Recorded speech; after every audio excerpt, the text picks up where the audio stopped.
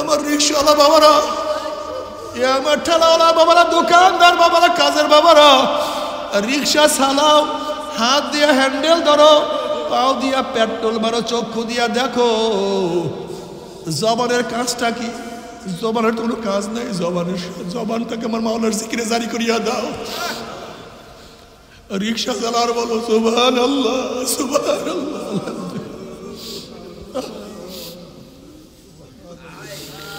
আল্লাহু আকবার, লা ইলাহা ইল্লাল্লাহ। ও আমার স্কুলের ছাত্র বাবারা,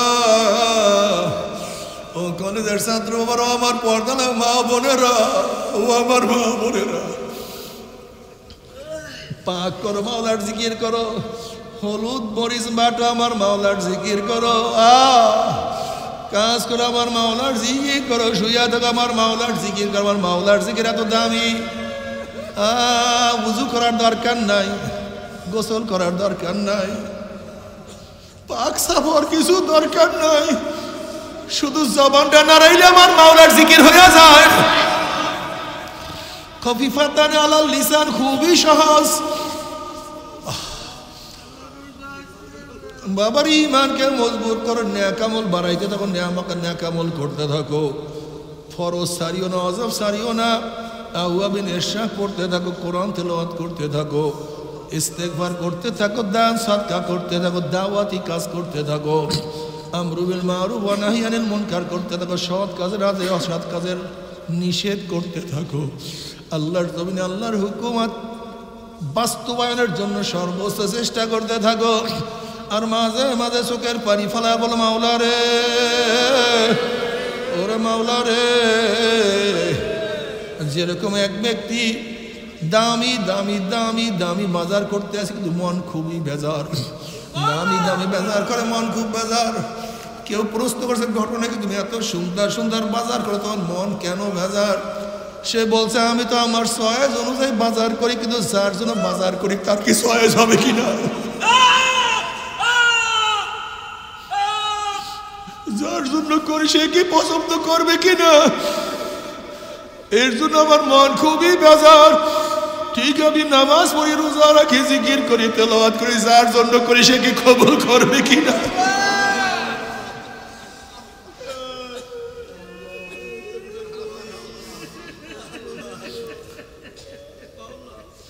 এর জন্য ফাসাব্বিহ বিহামদি রাব্বিকা ওয়াস্তাগফির, এর জন্য আল্লাহ সব সময় মাওলার জিকির করে, ইস্তেগফার করে, মাওলা পারলাম না, আমার নামাজ ঠিক মতো হইল না, তোমাকে যেইভাবে ডাকার কথা আমি সেইভাবে ডাকতে পারলাম না, মাফ করিয়ে দিও, ক্ষমা করিয়ে দিও।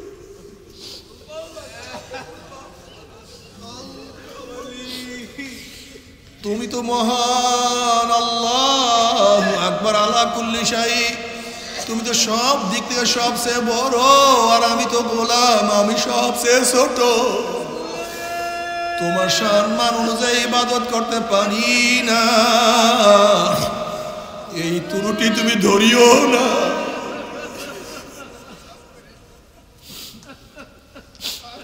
ক্ষমা করিয়া দিও।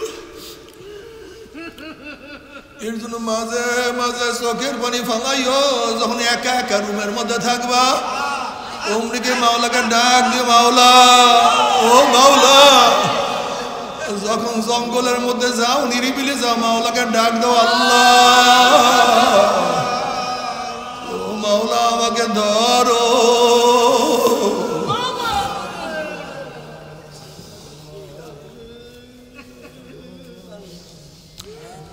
আল্লাহ তুমি আমাদের সবাইকে মাফ করিয়া দাও, ক্ষমা করিয়া দাও। বাবারে তওবা করি, ঈমানকে মজবুত করিয়া নেক আমল করিয়া মাওলার কবরে যাইও। কিয়ামতের ময়দান উঠিও, মিজানে উঠিও, পুলসরাত পাড়ি দিয়া মাওলার জান্নাতে চলে যাইও। কিন্তু খোদা না খাস্তা, খোদা না খাস্তা, খোদা না, আল্লাহ তওবা করার তৌফিক দিয়া দাও। যদি তওবা বিহীন গুনাহ নিয়ে কবরে যাও, ওই কবর তার কবর থাকবে না। আল্লাহ আমাদের সবাইকে মাফ করিয়া দাও। কিয়ামতের ময়দানে যদি উঠো, ওই কিয়ামতের ময়দানে আযাব তো সহ্য করতে পারবো না।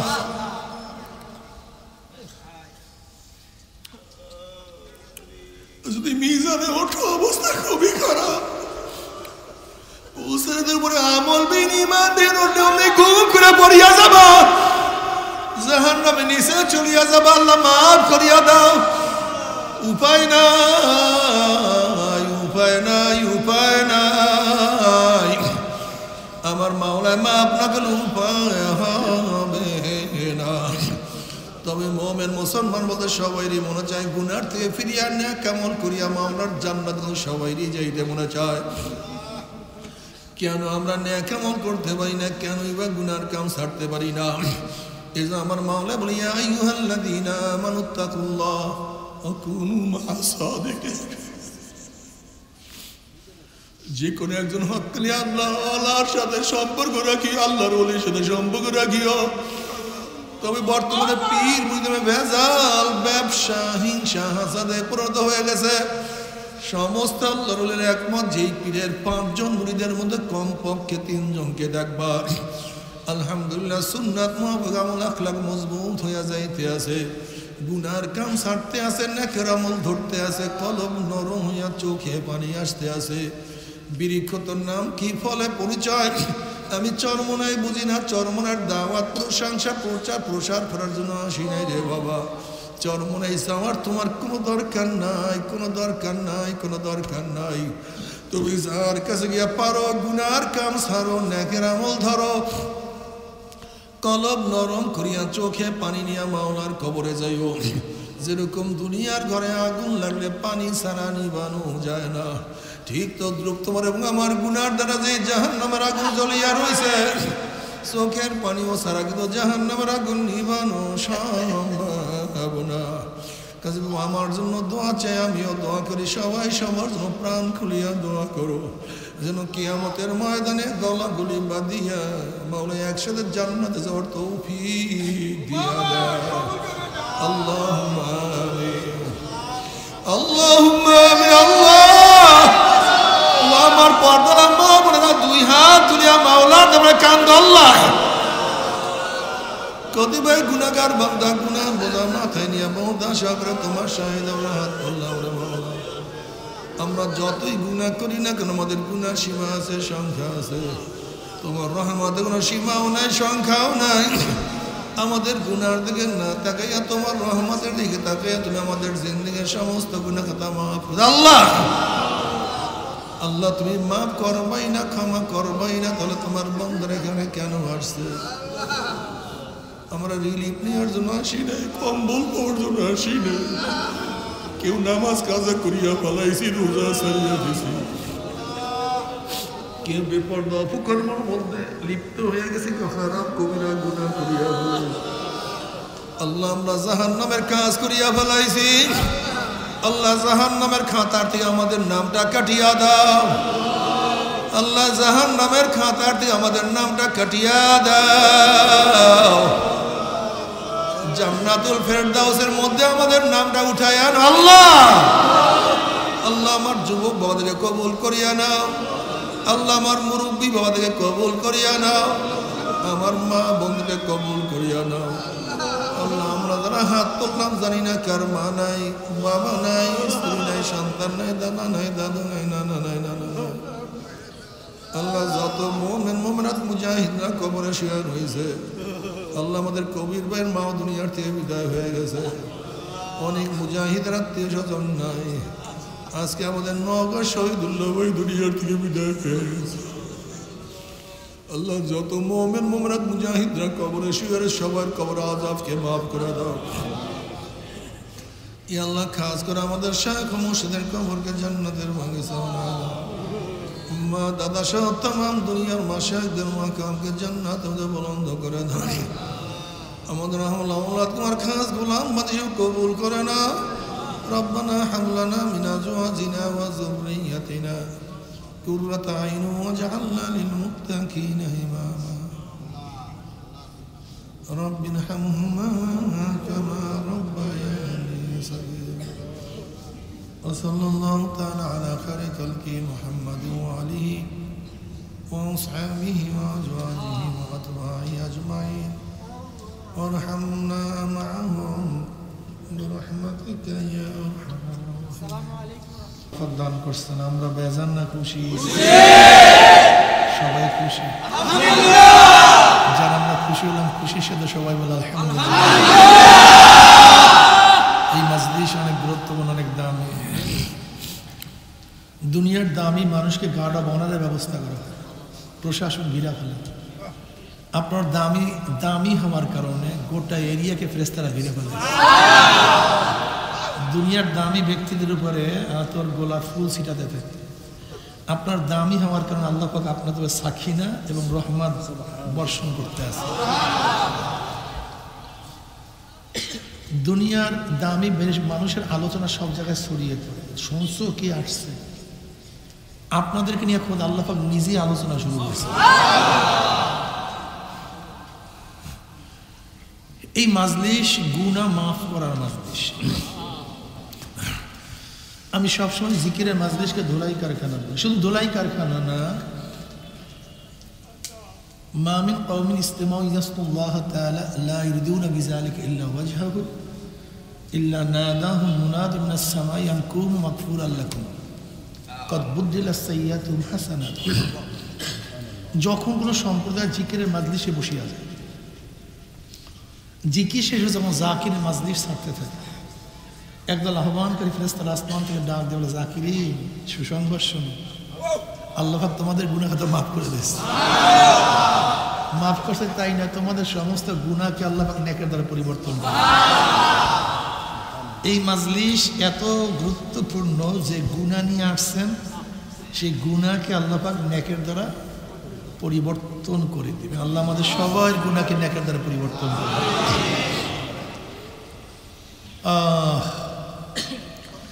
এই যে একবার সুবহানাল্লাহ পড়ছেন, পড়ার সাথে সাথে আমল নামে 1000 নেকি লেখা হবে, 1000 গুনাহ ঝরে গেছে। এই মিয়া শুধু জামা কাপড়ের মধ্যে ময়লাই লাগাবেন না, মাঝে মাঝে ধৌত করবেন। আমাদের সাথে গুনাহই করি, ধৌত করি না কেন? কারণটা বুঝলাম না। জ্ঞানী মানুষের কাজটা কি? ময়লা লাগতে পারে, ময়লা লাগাটা অস্বাভাবিক না। ময়লা লাগতে পারে, কিন্তু জ্ঞানী মানুষের কাজটা ময়লাকে পরিষ্কার করে। ময়লা পরিষ্কার করবেন কিভাবে? ইন্নাল হাসানাত ইউযহিবনাস সাইয়্যাত। নেকি গুনাহকে মিটায়। নেকি গুনাহকে, ইউযহিবনার অর্থটা কি? মুফাসসিরিন কিরাম বলেন, নেকি গুনাহকে এইভাবে মিটায় দেয়, মনে হয় ব্যক্তি গুনাহ করেই না। ইউযহিবনাস সাইয়্যাত। তোমার আমার নবী আলাইহিস সালাতু ওয়াস সালাম চমৎকার হাদিস বয়ান করছে, যদি কারোর বাড়ির সামনে প্রবাহিত একটা নহর থাকে, চলমান প্রবাহিত স্বচ্ছ পানি, ময়লা নাই,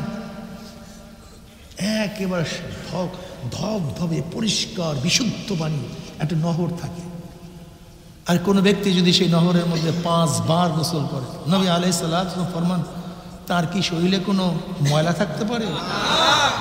না, ইয়া নবী, 5 বার গোসল করবে এবং পরিষ্কার পানি মানে নহর, সে পানির মধ্যে গোসল করার পরে ময়লা থাকবে কিভাবে? বলে 5 ওয়াক্ত নামাজ এইভাবে।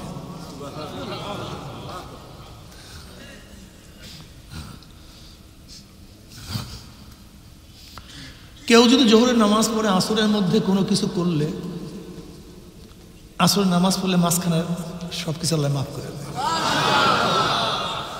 কেউ আসরের নামাজ পড়ার পরে মাগরিবের মধ্যে কিছু করলে, মাগরিবের নামাজ পড়লে মাঝখানে সব মাফ হয়ে যায়।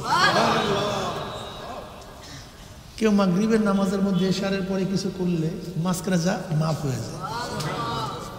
এশার থেকে ফজরের মধ্যে যদি কেউ কিছু করে, ফজরের নামাজ পড়লে মাঝখানে সব মাফ হয়ে যায়। কেউ ফজর থেকে জোহরের মধ্যে কিছু করলে, জোহরের নামাজ পড়লে মাঝখানে সব, কথা কয় না। আল্লাহ কি চান? খুব ভালো মতো বুঝবেন, বোঝার চেষ্টা করবেন। কোনো নাপাক মানুষ জান্নাতে ঢুকতে পারবে না। জান্নাত পুত পবিত্র। লা ইয়ানফাউ মালুন ওয়ালা বানুনা ইল্লা মান আতাল্লাহ বিকলবিন সালিম। পরিষ্কার, রোগমুক্ত, ক্লিয়ার, যেখানে কোনো রোগের গুনার কোনো ছাপ নাই, চিহ্ন নাই, এরকম কলবে কিয়ামতের মধ্যে নাজাত। তো এখন আমাদের কলব কিভাবে পরিষ্কার হবে, গুনাহ কিভাবে সাফ হবে? এর জন্য আল্লাহ এত দয়াবান। আর রহমান তো তিনি আর রহমান, বেহদ মেহেরবান। আর রহমান অর্থ কি? বেহদ মেহেরবান। যেই মেহেরবানির দয়ার কোনো শেষ নাই, সীমা নাই, তাকে বলে রহমান। আর রহমান বেহদ মেহেরবান। এই মাওলায় বেহদ মেহেরবানির কারণে তোমাকে আমাকে সাফ করার জন্য বিভিন্ন পদ্ধতি রাখছেন, বিভিন্ন। নামাজ পড়ো গুনাহ মাফ, জিকির করো গুনাহ মাফ, তেলাওয়াত করো গুনাহ মাফ, নেকের কাজ করো গুনাহ মাফ, ইস্তেগফার করো গুনাহ মাফ। তবে এই গুনাহ যে বলছি এটা হলো সগীরা গুনাহ। মনে রাখতে হবে কবিরা গুনাহ মাফের জন্য তওবা শর্ত। কি শর্ত ভাই? হ্যাঁ, তওবা ছাড়া কিন্তু কবিরা গুনাহ মাফ হয়। মাওলায় মাফ করলে ভিন্ন কথা, যার মধ্যে 3টা গুণ থাকবে। কয়টা গুণ ভাই? তার সমস্ত গুনাহ মাফই নয়, সমস্ত গুনাহ আল্লাহ পাক নেকের দ্বারা পরিবর্তন করে দেন। কয়টা গুণ? কয়টা গুণ? 3টা। ইল্লা মান তাবা ওয়া আমানা ওয়া আমিলা আমালান সালিহান ফাউলাইকা ইউবাদদিলুল্লাহু সাইয়্যাতিহিম হাসানাত ওয়া কানা আল্লাহু গফুরুর রহিমা। কয়টা গুণ? 3টা। নাম্বার 1 তওবা। যে ব্যক্তি তওবা করবে, ঈমানকে মজবুত করবে, নেক আমল বাড়াবে, করতেই থাকবে, আল্লাহ পাক তার সমস্ত গুনাহকে মাফ নয়, সমস্ত গুনাহকে আল্লাহ পাক নেকের দ্বারা পরিবর্তন করে দেন। তওবা কি জিনিস? সংক্ষিপ্ত তওবা কি জিনিস? আত-তাওবাতু নাদামাতুন, আত-তাওবাতু রুজআতুন। তওবা অর্থ লজ্জিত হওয়া, তওবা অর্থ ফিরিয়ে আসা। বাপ মার সাথে অন্যায় করলে, বাবার সাথে অন্যায় করলে ছেলেকে গিয়ে বলে আব্বু অন্যায় যা করছে আরো করবো, মাফ করো। মাফ হয় না লাত্তি খায়? ওস্তাদের সাথে অন্যায় করার, ওস্তাদ যে অন্যায় যা করছে আগামীকালও করবো, মাফ করো। আরে পেটের পানির চোটে অবস্থা কেরাসিন হয়ে যায়। জজের সামনে যদি বলে এই জজ সাহেব আমি অমুক তমুক, আমি অন্যায় করছি, আমাকে মাফ করে দেন, আমি আরো করব, জজ সাহেব জামিন দেয় না, জামিন ক্যান্সেল হয়ে যায়।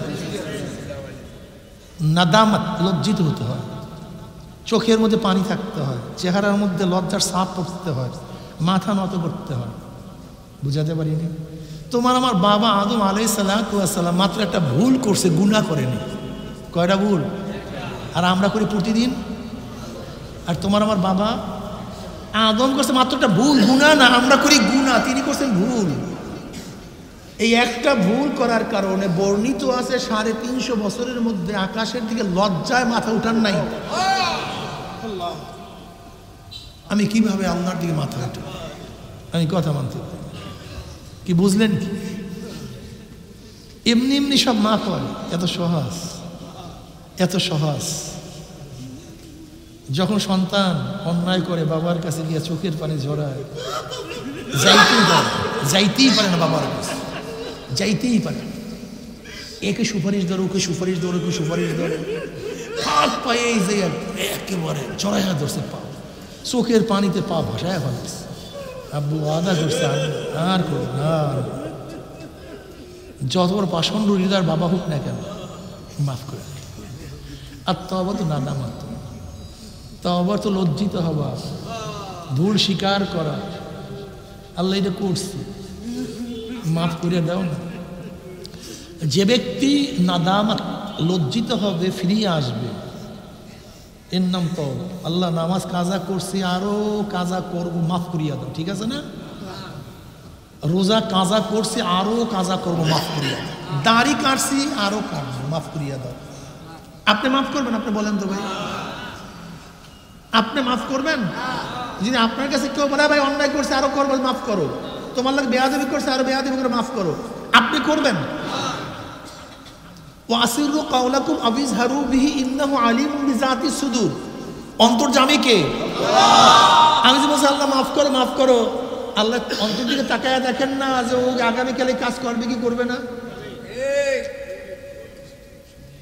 আল্লাহ দাড়ি কাটছে, আরো কাটবো, আমাকে মাফ করো। আল্লাহ ফাজলিমের জায়গা প্রশ্ন। আল্লাহ রোজা যা কাজা করছে আরো করবো, আমাকে মাফ করো। সুদ যা খাইছি একটু পরে আবারও খাবো, আমাকে মাফ করো। বিপর্দা যা ছিলাম আরো বিপর্দা হবো, মাফ করো।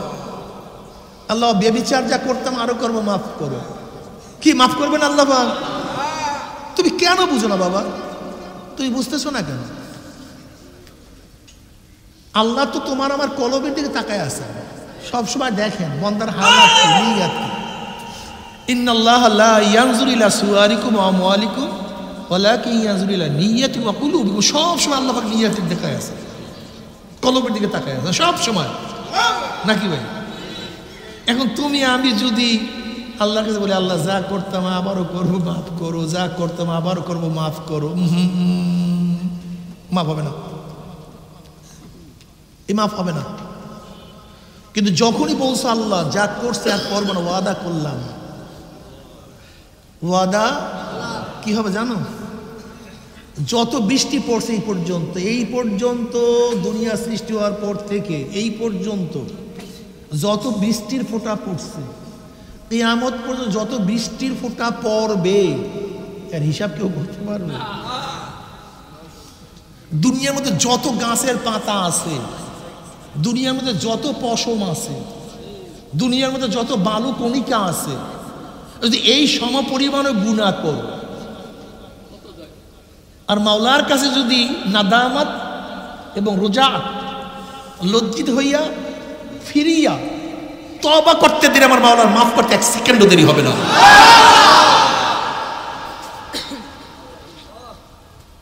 দয়ার সাগর, মেহেরবানির সাগর, সাবাকাত রহমাতি আলা গাযাবি। আল্লাহ পাক হাদিসে কুরসির মধ্যে ফরমান, আমার রাগের চেয়ে আমার রহমত, আমার দয়া প্রাধান্য পেয়ে গেছে, আমার দয়া প্রাধান্য পেয়ে গেছে, আমার রাগের উপরে বিজয় লাভ করছে। রহম, এত দয়ার বাবা, তাকে রেখে যাও কই? থাকো কই বেয়াকুব? বেয়াকুব কোথায় থাকো? এই দুনিয়ার একটু স্বার্থে সব শেষ করছে, একটু পাগলামিতে, এই স্বপ্নের একটা জিন্দিগি সব শেষ করছে। তোমার চোখের মধ্যে রঙিন চশমা, এর জন্য ভাবছো দুনিয়াটা রঙিন, আসলে দুনিয়ার কালার এইটা না, তোমার চোখের মধ্যে ভিন্ন কালারের চশমা বিধায় তুমি দুনিয়ার কালার ভিন্ন দেখতেছো। ঠিক আসলে তোমার আমার চোখের মধ্যে দুনিয়ার ধান্দা, দুনিয়ার নেশা। যেরকম গাঁজা সেবী হুঁশ থাকে না, কি দেখে কি করে, মদখোর নেশাগ্রস্ত হয়ে কি বলে কি দেখে হুঁশ থাকে না, ঠিক দুনিয়ার মোহে, দুনিয়ার নেশায় আমরা হুঁশ নেই, কি করতেছি কি করা উচিত ছিল মনেই নেই, ভুলে গেছি। যেরকম ধরেন একজনের সামনে হঠাৎ 5 লক্ষ টাকা পইরা রইছে, বুঝেন নাই? ওদিকে কিন্তু মালিক টাকায় আছে, করতেছে, ওর মোহ ধরিয়া ফেলাইছে, উনি এসে ফেলাইছে, কথাটা বুঝাতে পারিনি, ধরিয়া ফেলাইছে, টিকতে পারে নাই। ঠিক যেরকম লোভ মানুষকে অন্ধ করে দেয়, যেরকম হুদুদ পাখি, সুলাইমান নবী আলাইহিস সালাতু কাফেলার সাথে কোন পাখি থাকতো? হুদুদ পাখি, যার আলোচনা কোরআনের মধ্যে আসছে। এই হুদুদের গুণ কি ছিল? 80 হাত বা 50 হাত মাটির নিচের পানি দেখতে পারত, কোন জায়গায় পানি আছে। একজন হুদুদকে একজনে প্রশ্ন করছে, এই বেয়াকুব তুই মিথ্যা কথা বলিস, বলে কি তুই 50 হাত মাটির নিচের পানি দেখো, তোর উপরে, তোর জন্য উপরের মধ্যে ফাঁদ পাচ্ছে, কি পাচ্ছে? ফাঁদ পাচ্ছে তোকে ধরার জন্য, তুই সেই ফাঁদ দেখোস না বেয়াকুব? তুই 50 হাত নিচের পানি দেখো, উপরে ফাঁদ দেখলি না কেন? আসলে তুই মিথ্যা কথা বলো। প্রশ্নটা বুঝেন নাই? হুদুদের গুণ কি? নিচের, কিন্তু ফাঁদে পড়ে কি নিচের উপরে? এখন যে কেউ প্রশ্ন করে তুই 50 হাত নিচের পানি দেখোস, কিন্তু তোর জন্য উপরের ফাঁদ পাচ্ছে সেটা দেখোস না, তোর মধ্যে এই গুণ নেই। তুই যে পানি দেখার যে গুণের কথা দাবি করে, এই গুণ তোর মধ্যে নাই। বিশাল যুক্তি। এবার হুদুদের উত্তরটা খুব বাড়া, এই উত্তরটা কিয়ামত পর্যন্ত মনে রাখবেন। হুদুদ কি বলে? বলে দেখো, যখন আমার লোভ থাকে না তখন আমি 50 হাত মাটির নিচের পানি দেখি, কিন্তু যখন পুঁটি মাছের লোভ, ওই যে পুঁটি মাছের লোভ যখন আমার সামনে আসে, লোভ আমাকে অন্ধ করে দেয়, লোভ আমাকে, এর জন্য আর উপরের জিনিসও দেখি না, যখন অন্ধ হয়ে যায় লোভে। লোভে মোহতে যখন অন্ধ হয়ে যায় তখন উপরের জিনিস দেখি না, কিন্তু যখন লোভ এবং মোহ চলে যায় তখন 50 হাত নিচে পানি দেখি। ঠিক আজকেও দুনিয়ার লোভ এবং মোহ আমাদের অন্ধ করে ফেলছে, এর জন্য কাছের জিনিসও দেখি না। তোমার ভাই নামাজ পড়ে তুমি কেন নামাজ পড়ো না একদিন চিন্তা করছো? তোমার সন্তান নামাজ পড়ে তুমি বাবা হয়ে কেন নামাজ পড়ো না একদিনও চিন্তা করছো? তোমার নাতি নামাজ পড়ে তুমি দাদা হয়ে কেন নামাজ পড়ো না একদিনও চিন্তা করছো? তোমার নাতি দাড়ি রাখছে তুমি এত বুড়া হয়েও দাড়ি কাটছো একদিনও চিন্তা করছো? একদিনও চিন্তা করো। তুমি কি একদিনও চিন্তা করছো আমি এত বড় ধনী তারপর হারাম ছাড়া থাকতে পারি না? অথচ আমার পাশের রিক্সাওয়ালা প্রতিদিন আনে প্রতিদিন খায়, ওই 1 লক্ষ টাকা রাস্তায় পাওয়ার পর আমাকে ফেরত দিয়ে গেল, ওর মধ্যে লোভ আসে না। ও 5 লক্ষ টাকা পাইছে, আমি রিক্সা পালাই দিয়ে আসছি, সেটা আমার কাছে ফেরত দিয়ে গেল, অথচ আমি 1000 কোটি টাকার মালিক, হারাম ছাড়া থাকতে পারি না। চিন্তা করছো একদিন? চিন্তা করো। সমস্যা এই বোকা, দুনিয়ার মোহ তোমাকে আমাকে অন্ধ করে ফেলছে, কাছের জিনিসও দেখি না। তুমি কি একদিনও চিন্তা করে দেখছো দুনিয়া তো কিছু না, একটা স্বপ্নের জিন্দগি, কবে জন্ম হইলাম, কবে দাঁত উঠলো, কবে দাঁত পড়লো, কবে দাঁত উঠলো, আবার কবে কোন তারিখের থেকে চেহারার মধ্যে দাড়ি উঠলো, আবার এই কাঁচা দাড়ির মধ্যে কোন রং তুলি, কখন কবের থেকে কোন সময়ের থেকে সাদা রং লাগানো শুরু করলো, কে চোখের পাওয়ার হরণ করতেছে, কে হাতের শক্তি রহিত করতেছে, কে পায়ের শক্তিকে দুর্বল করতেছে, কে যেন আস্তে আস্তে ধাক্কাইতে ধাক্কাইতে কবরের দিকে নিয়ে রো। আল্লাহ কি কয় দেখছেন? আফালা তাতাফাক্কারুন, আফালা তাতাফাক্কারুন, তোর কি চিন্তা করছ না? তোদের কি চিন্তা নেই? আফালা তাআকিলুন, তোদের কি আকল নাই, জ্ঞান নাই? আফালা তুবসিরুন, তোর কি দেখোস না? তোর কি দেখোস না? একটু একটু দেখোস না? বাবা দুনিয়া থাকার জায়গা না। ইল্লা মান তাবা, যে ব্যক্তি তওবা করবে, আমান, যে ঈমান আনবে, ঈমানকে মজবুত করবে। ঈমান শব্দ যদি আমান থেকে হয়, ঈমান শব্দ যদি আমান শব্দ অর্থ নিরাপদ, মাস্তার ইসমে ফাইল ইসমে মফউলের অর্থ দেয়। আমান থেকে ঈমান মানি হলো এই মোমেন ঈমান আনার কারণে নিজেও নিরাপত্তা লাভ করছে, আরেকজনকেও নিরাপত্তা প্রদান করছে। মুমিন ঈমান আনার কারণে কবরের আযাব থেকে নিরাপদ, কিয়ামতের আযাব থেকে নিরাপদ, মিজানের সেই কঠিন অবস্থা থেকে নিরাপদ। মুমিন ঈমান আনার কারণে পুলসিরাত পাড়ি দেওয়ার দিক থেকে নিরাপদ। ঈমান আনার কারণে নিরাপদ হয়ে গেছে, শুধু আখিরাতেই না দুনিয়াও সে নিরাপদ, হাজারো ঝামেলা থেকে সে মুক্ত।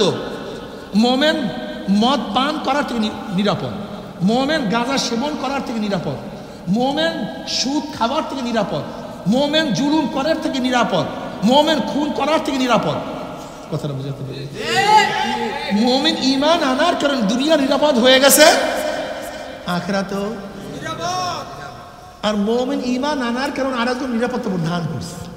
মুমিন ঈমান আনার কারণে সমস্ত মেয়েদের ইজ্জত তার কাছে নিরাপদ, সমস্ত মানুষের ইজ্জত, সমস্ত মেয়েদের ইজ্জত। ইফতিজিং করে না, কোন মুমিন ইফতিজিং করে না, সমস্ত মেয়েরা নিরাপদ হয়ে গেছে, ইজ্জত আবরু তাদের কাছে সংরক্ষিত হয়ে গেছে মুমিনের কাছে। মরু প্রান্তের মধ্যে এক যুবতী মেয়ে হাঁটতেছিল, সুন্দরী সুচির এক মেয়ে, হঠাৎ আওয়াজ পেয়েছে পিছন থেকে কে যেন আসতেছে, দেখ এক পুরুষ, সে তাগড়া জোয়ান এক পুরুষ, কি অবস্থা, কেউ নাই তাকে রক্ষা করার। বলেন তো অবস্থাটা কি? মেয়ে ভয় পেয়েছে না? মারাত্মক ভয়। যুবক বুঝতে পারছে যে মেয়েটা ভয় পেয়েছে। অমনি যুবক আওয়াজ, এই মহিলা আমার বোন, কোনো টেনশন করিও না, আমি একজন মুসলমান, আমি একজন মুসলমান। মেয়ে শান্ত হয়ে গেছে, মুসলমান, হ্যাঁ সে সালাম, সে মোমেন, সে নিরাপত্তা দিবে আমাকে, আমার ইজ্জত নিরাপত্তা দিবে, আমার জানের নিরাপত্তা দিবে, আমার মালের নিরাপত্তাই মোমেন দিবে। এবার সেই যুবক বলছে, মেয়ে তুমি পিছনে আসো, আমি সামনে যাই। মেয়েদেরকে সামনে রাখবেন আর আপনি পিছন থেকে পথ দেখাবেন, ঠিক না? নিয়ম কি? কোনো মেয়েকে যদি পথ দেখাতে হয় কি করবেন? আপনি সামনে থাকবেন, মেয়েকে পিছনে রাখবেন। কেন? মেয়েকে আল্লাহ পাক রব্বুল আলামিন সব কিছুরই সৌন্দর্য দান করছেন, সৌন্দর্যতা দান করছেন, তার পিছনের সাইডও সুন্দর, এর জন্য পিছনের দিক থেকে হাঁটা যাবে না। এই মেয়ে তুমি পিছনে আসো, আমি সামনে যাই। কোথায় যাবা? আমাকে বলো, আমি তোমাকে পৌঁছায় দিয়ে আসি। কি বুঝলাম? মুমিন ঈমান আনার কারণে সমস্ত মেয়েরা নিরাপদ হয়ে গেছে। মুমিন ঈমান আনার কারণে সমস্ত মানুষের মাল নিরাপদ হয়ে গেছে। সে চুরি করবে, জীবন গেল।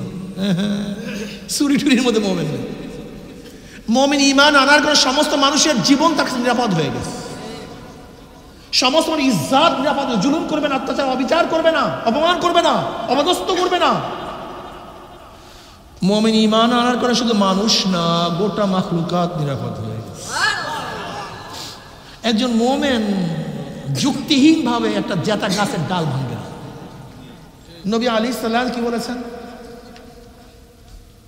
জানোয়ারকে আল্লাহ পাক রব্বুল আলামিন তোমাদের অনুকূল বানায়া দিয়েছে বোঝা বহন করার জন্য, চলার জন্য, সাওয়ারির জন্য। কিন্তু খবরদার অতিরিক্ত বোঝা দিও না, গুনাহ, কষ্ট পাবে, নিরাপদ হয়ে গেছে। নবী আলাইহিস সালাম কি বললেন? খবরদার অতিরিক্ত বোঝা দিবা না। সওয়ারি হইছো, চলে আসছে স্টেশনে, বসবা না, রেহাল বানায়ও না, মেম্বার বানায়ও না পশুকে, ও কষ্ট পাবে। তুমি এখন বসে রয়েছো কেন? নামো। নবী আলাইহিস সালাম কি বললেন? পড়বেন না সাল্লাল্লাহু আলাইহি ওয়াসাল্লাম? খবরদার ভোঁতা ছুরি দিয়া জানোয়ার জবে করবে না, কষ্ট পাবে। জানোয়ার নিরাপদ হয়ে গেছে। ওরে মাওলা রে! ওমর ইবনে খাত্তাব কি বললেন রাদিয়াল্লাহু তাআলা আনহু? আমার খেলাফতের আমল যদি ফোরাতের কুলেও কোনো কুকুর না খেয়ে মারা যায়, আমি ওমরকে আল্লাহর কাছে জবাব দিতে হবে। আচ্ছা, কুকুর নিরাপদ হয়ে গেছে। তুমি বুঝছো এই মোমেন্ট কি জিনিস? আসলে আমরা অধিকাংশই মুনাফিক মেয়ে, বিশ্বাস হয় না। হ্যাঁ, বিশ্বাস হয় না।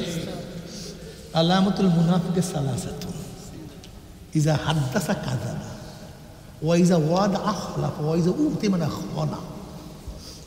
মুসলিমের মধ্যে রওয়ায়াত আছে ওয়া ইন সাল্লা আও সামা। মুসলিমের মধ্যে রওয়ায়াত আছে যে ব্যক্তি কথা বলে মিথ্যা বলে, যে ব্যক্তি ওয়াদা খেলাফ করে, আমানতের খেয়ানত করে। মুসলিমের রওয়ায়াতের মধ্যে আছে, এটা বুখারীর রওয়ায়াত, আর মুসলিমের রওয়ায়াতের মধ্যে আছে যে মিথ্যা বলে, ওয়াদা খেলাফ করে, আমানতের খেয়ানত করে, সে ব্যক্তি যদি নামাজ পড়ে, রোজাও রাখে, তারপর মুনাফিক। যদি নামাজও পড়ে, রোজাও রাখে, এরপর কি? ওয়া ইন সাল্লা আও সামা। ওইটা যদি নামাজও পড়ে, রোজাও রাখে, তারপর কি? দেখেন তো কয়জন মোমেন এখানে আছে। আরে আল্লাহ, জান্নাত বাপ দাদা সবাই জান্নাতে চলে আসে। সব কিসের মাওলানা, কিসের মৌলবী, কিসের পীর, সব ওয়াদা খেলাফ। বক্তারা তো আমরা সবচেয়ে বেশি ওয়াদা খেলাফ। অথচ আমার শায়খ মুর্শিদ আল্লাহ বারাকাতুহু, তাকে কেন মানি? কাছের থেকে দেখছি, কাছের থেকে দেখছি, বাপ হিসাবে শ্রদ্ধা করি না। তার আখলাক সম্পর্কে জানেন, তার আখলাক সম্পর্কে জানেন। জীবনে ওয়াদা খেলাফ করেন না, জীবনে না, জীবনে না, একটা ওয়াদা খেলাফ করেন না। জীবনে কোনোদিন মিথ্যা কথা বলেন না। আছে একজন মৌলবী বাংলাদেশের মধ্যে, কয়েকজন মৌলবী আমি জানি, কয়েকজন মৌলবী আমার জানাই। 10 নম্বর সিগন্যাল, চরকুকরি মুকরি মাহফিল, 10 নম্বর সিগন্যাল। আব্বা জানো তার মধ্যে টলার সার্কেল, চালার সারো, আমি ওয়াদা দিছি সেখানে যাব। টিওনো, ওসি সবাই এসে পাগল হয়েছে, হুজুর হাত ধরছি, পাও ধরছি। বলে মাঝি যদি অস্বীকার করে তাহলে একটা কস আছে, যাওয়া সম্ভব না, কিন্তু মাঝি যদি রাজি হয় তাহলে আমি যাবো মরিয়ার কাছে। আর আমরা ব্যাস দাওয়াত নেই, একটু কিছু হইলি ব্যাস আর একটা দাওয়াত নিয়ে চলে আসে। আরে মৌলবী রে কি! আর বয়ানের চোখে মনে ফাড়ায়া ফালা, টানের চোখে ওয়াদা খেলাফ, ওয়াদা খেলাফ। আর তোমার আমি নবী আলাইহিস সালাতু জীবনে ওয়াদা খেলাফ করেন। এক ইহুদির সাথে নবী আলাইহিস সালাতু ওয়াসাল্লাম লেনদেন ছিল, এক ইহুদির সাথে। নবী আলাইহিস সালাতু ওয়াসাল্লামের সাথে কথাবার্তা বলার পর ইহুদি বলছে, তুমি এখানে থাকো, আমি আসতেছি। চলে গেছে, তুমি এখানে থাকো, আমি আসতেছি। নবী আলাইহিস, ঠিক আছে তুমি আসো, আমি আসি। ইহুদি ভুলে গেছে। একদিন নাই নবী সেখানে, 2 দিন নাই নবী সেখানে, 3য় দিন ইহুদির মনে পড়ছে ঘটনা কি, ব্যক্তি কিন্তু বসায় রাখছিলাম, কি অবস্থা। গিয়ে দেখেন নবী আলাইহিস সালাম বললাম তোমাকে এত কষ্ট দিলাম, বলে আমি তো বলছি আপনি আসেন, আমি এখানে আসি, যদি না পান ওয়াদা খেলাফ হয়।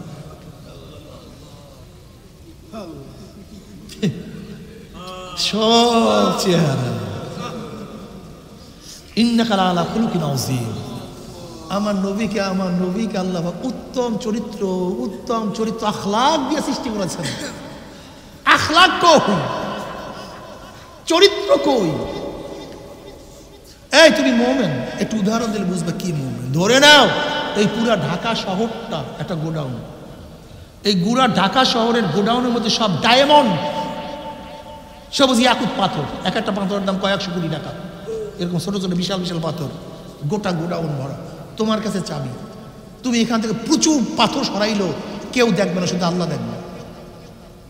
এখন দেখো তো এখান থেকে একটা পাথরও সরাবা না, কয়জন আছো এখানে?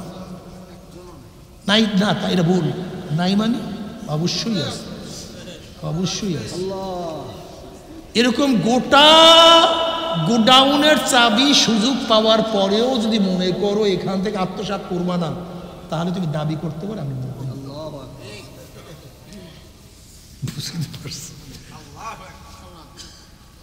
মুহাদ্দিস হয়েছি, মুফতি হয়েছে, কিন্তু মানুষ হয়ে গেছে, পীর হয়েছে, নেতা হয়েছে, কিন্তু মানুষ হয়ে গেছে। আখলাক চরমনায় মুজাহিদরা আখলাকি হও, বাতাসবা আখলাকি হও, আখলাকি হও, আখলাকি হও। তুমি কি জানো কিয়ামতের মধ্যে আল্লাহ হক করলে বাদ মাফ করবে, কিন্তু ভাই গায়ে মাগ কি দেবেন, বাতাস দেবেন, গায়ে দেন, শরীরে দেন, মাথার মধ্যে দিয়ে লাভটা।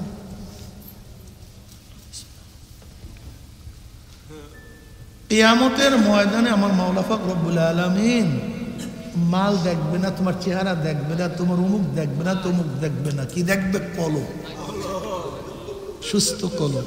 আখলাকি হও, চরিত্রবান হও, মিথ্যা বলিও না, ধোঁকাবাজি করিও না। কয়জন আছে কিসের মুসলমান? আমি অনেক সময় কই এগুলো কিসের মুসলমান? সবগুলি ফাইজলামি, কতগুলো বেঈমান। শাহ ওয়ালিউল্লাহ মহাদিস দেহলভী রহমাতুল্লাহ আলাইহি সবসময় রুমাল মাথায় দিয়ে দিল্লির মাসিদে ঢুকতেন।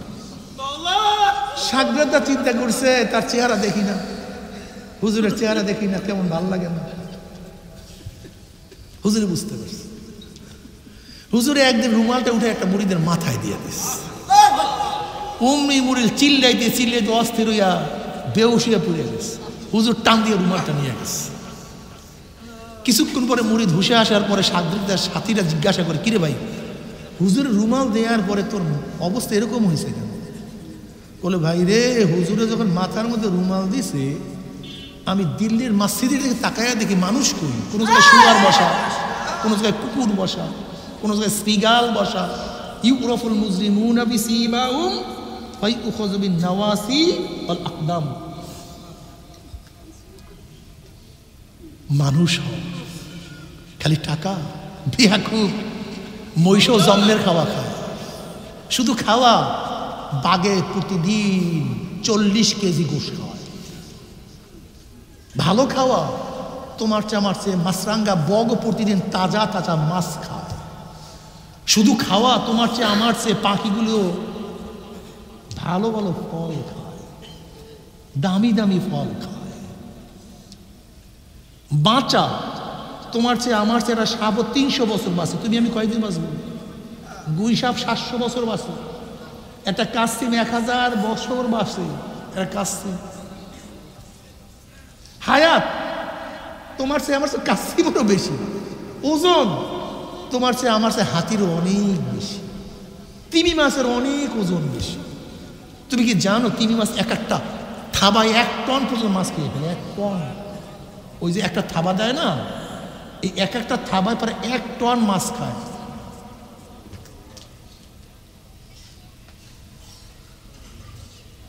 না, শরীরের নাম মানুষ না, ওজন হইলেই মানুষ না, চেহারার নাম মানুষ না। ইমাম মালিক রহমাতুল্লাহ আলাইহি কালো ছিলেন, খাটো ছিলেন, দুর্বল ছিলেন।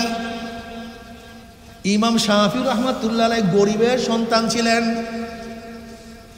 মক্কার থেকে ইরাকে আসবে পয়সা ছিল না। ইমাম মালিক রহমতুল্লাহ টাকা দিয়ে তারপর পাঠাইছে। ইমাম ইউসুফ রহমতুল্লাহ আলাইহির বাবা মা ধুফি কি কাজ করে, ধুফি ধুফি এই কাপড় ধুইতেন ইমাম ইউসুফ রহমতুল্লাহ আলাইহির বাবা। বুঝাতে পারি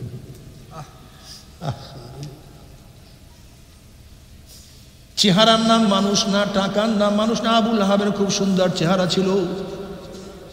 ক্ষমতার নাম মানুষ না, ফেরাউনের বহুত ক্ষমতা ছিল। অর্থের নাম মানুষ না, কারুনের বহুত টাকা ছিল। হায়াতের নাম মানুষ না, ফেরাউন 750 বছর হায়াত পাইছে না। এই চেহারা একদিন পচিয়া যাবে, গলিয়া যাবে, সব বিনষ্ট হয়ে যাবে, ধ্বংস হয়ে যাবে। কিন্তু যেই আমল করবা, যেই ন্যাক আমল করে, নামাজ পড়বা, রোজা রাখবা, পর্দা করবা, জিকির আজকার করবা, আমার মাওলাকে একবার আল্লাহ বলিয়া ডাক দিবা, এইটা কোনোদিন ধ্বংস হবে না। নবী সুলাইমান আলাইহিস সালাতু ওয়াস সালাম তখতে সুলাইমানের মধ্যে উঠতেছিলেন। তখতে সুলাইমানের ছাওয়া জমিনের মধ্যে পড়ছে। এক কৃষক আসমানের দিকে তাকায় বলে আলহামদুলিল্লাহ সুবহানাল্লাহ। আল্লাহ পাক ইবনে দাউদকে কত ইজ্জত দান করছে। আল্লাহ পাক ইবনে দাউদকে কত সুন্দর তখ্ত দান করছে। হাজার হাজার সৈন্য নিয়ে উঠতে আছে, যেখানে ইঞ্জিন নাই, কিছু নেই। আল্লাহ কত সম্মান দান করছে। এই আওয়াজ সুলাইমান নবী আলাইহিস সালাতু ওয়াস কানে যাওয়ার সাথে সাথে সুলাইমান নবী আলাইহিস সালাতু ওয়াস সালাম জবাব দেন, কৃষক আমার মাওলা আমাকে যে ইজ্জত দান করছে, যে তখ্ত দান করছে, এর চেয়ে 1000 গুণ বেশি দামি। তোমার একবার সুবহানাল্লাহ, তুমি যে একবার সুবহানাল্লাহ বলছো, দাম অনেক বেশি। তিনি বলেন, কৃষক শোনো, আমার তখ্ত, আমার ক্ষমতা, যতদিন আমার হায়াত আছে, আমার চক্ষু খোলা আছে, ততদিন তখ্ত কাজ করবে। আমিও নাই, তখ্তও নাই, কিন্তু তুমি একবার সুবহানাল্লাহ পড়ছো, আর কোনো ধ্বংস নেই। এই সুবহানাল্লাহ মওয়াতের সময় কাজে লাগবে, কবরে গিয়া কাজে লাগবে। এই সুবহানাল্লাহ কিয়ামতের ময়দানে কাজে লাগবে, মিজানের মধ্যে ওজন হয়ে যাবে। ওয়ান আবি হুরায়রা রাদিয়াল্লাহু তাআলা قال قال رسول الله صلى الله عليه وسلم كلمتان حبيبتان الى الرحمن خفيفتان على اللسان ثقيلتان في الميزان سبحان الله وبحمده سبحان الله العظيم। এই সুবহানাল্লাহ আলহামদুলিল্লাহ কিয়ামতের ময়দানে তোমাকে ছায়া দিয়া দিবে, আরশের নিচে জায়গা করিয়া দিবে। সাওয়াতুন ইউযিল্লুহুমুল্লাহু ফি যিল্লিহি ইয়াওমা লা যিল্লা ইল্লা যিল্লুহু। আল ইমামুল আদিল ওয়া শাবুন নাশা ফি ইবাদাতিল্লাহ ওয়া রাজুলুন কলবুহু মুআল্লাকুন বিল মাসাজিদ ওয়া রাজুলান তাহাব্বা ফিল্লাহ ইসতামা আলা যালিকা ওয়া তাফাররাকা আলাইহি ওয়া রাজুলুন দাআতহু ইমরাতুন যাতু মানসাবিন ওয়া জামালান ফাকালা ইন্নী আখাফুল্লাহ ওয়া রাজুলুন তাসাদদাকা বিসাদাকাতিন ফাআখফাহা হাত্তা লা তা'লামা শিমালুহু মা তুনফিকু ইয়ামিনুহু ওয়া রাজুলুন যাকারাল্লাহা খালিয়ান ফাফাযাত আইনাহু। যেই চক্ষু মাওলার, যেই চক্ষু জিকিরের সময় কাঁদতে থাকবে, জবানের মধ্যে মাওলার জিকির চলবে, আর চোখে থেকে পানি ঝরতে থাকবে, ওই ওই চক্ষুকে আমার মাওলা, ওই ব্যক্তিকে আমার মাওলা আরশের নিচে জায়গা করিয়া দিবে। একবার সুবহানাল্লাহ পড়লে কি যে সওয়াব। ওয়ান মুআয ইবনে জাবাল রাদিয়াল্লাহু তাআলা قال قال رسول الله صلى الله عليه وسلم ليس يتحسر اهل الجنه الا على ساعه مرت بهم لم يذكر الله تعالى فيها। জান্নাতের মধ্যে জান্নাতীরা কোনো আফসোস করে, স্বপ্নের পাওয়া পাইছে, এত নিয়ম, এত বিল্ডিং, এত বাগান, এত বাগিচা, এত নহর, এত খাদ্য, এত হুর হেলমান, অভাব নাই, স্বপ্নের পাওয়া পাইছে।